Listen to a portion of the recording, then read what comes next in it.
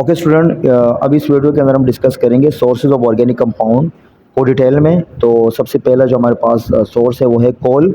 Coal is made up of variety of hydrocarbon. Coal जो है ना, उर्दू में कोल को कोयला कहा जाता है।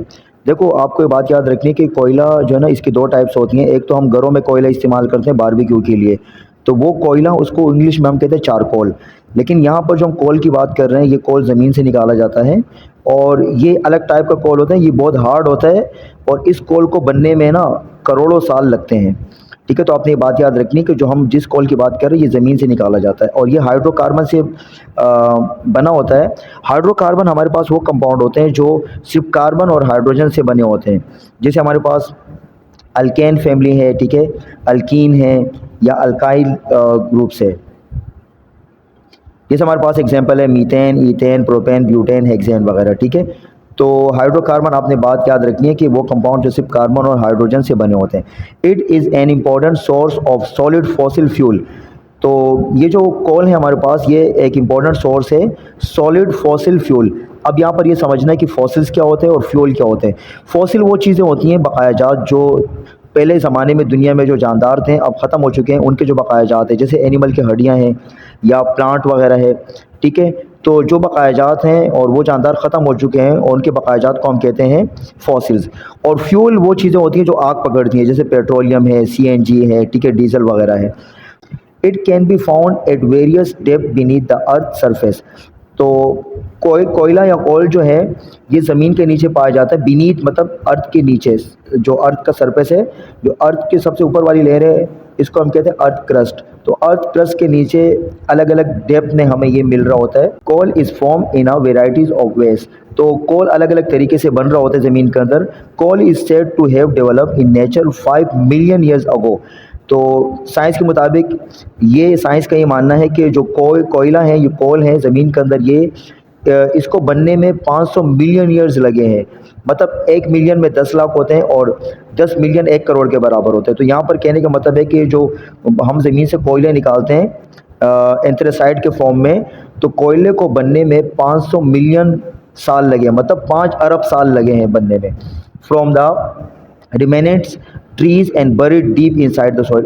और ये कोयला बन रहा होता है रिमेनेंट ट्रीज, जो पुराने ज़माने में दुनिया जब बनी थी, तो उस टाइम दुनिया में सिर्फ प्लांट हुआ करते थे।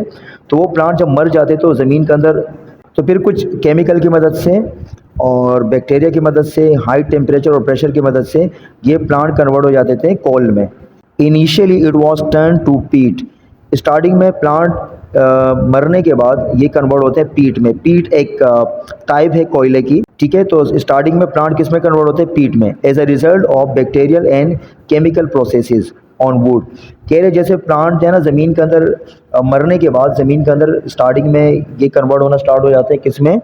पीट में। और ये किसकी मदद से काम होते हैं? बैक्टीरिया की मदद से, और कुछ केमिकल रिएक्शन होते हैं। तो केमिकल रिएक्शन की मदद से या केमिकल प्रोसेस की मदद से और बैक्टीरिया की मदद से सबसे पहले प्लांट कन्वर्ट होते हैं पीट में। पीट जो है ना, ये भी कोयले की टाइप है, लेकिन ये यूज़लेस होता है। ये इसको आप इस्तेमाल नहीं कर सकते हैं। ये बाद में कन्वर्ट होता है लिग्नाइट में, फिर लिग्नाइट कन्वर्ट होता है एंथ्रासाइड में, और एंथ्रासाइड ऐसा फॉर्म है कोयले का जो हम इस्तेमाल करते हैं। Peat was then convert into coal. ये पीट बाद में कन्वर्ट हो जाता है कोल के अंदर as a result of high temperature and pressure. किसकी मदद से? हाई टेम्परेचर की मदद से और प्रेशर की मदद से, with in earth crust. Earth crust में, अर्थ क्रस्ट कहा जाता है ज़मीन का जो सबसे ऊपर वाली लेयर है, उसको हम कहते हैं earth crust. Natural carbonization is a process of converting wood into coal. तो ये जो कार्बोनाइजेशन है, एक ऐसा प्रोसेस है जिसकी मदद से वुड जो है ना, लकड़ी कन्वर्ट होता है किस में?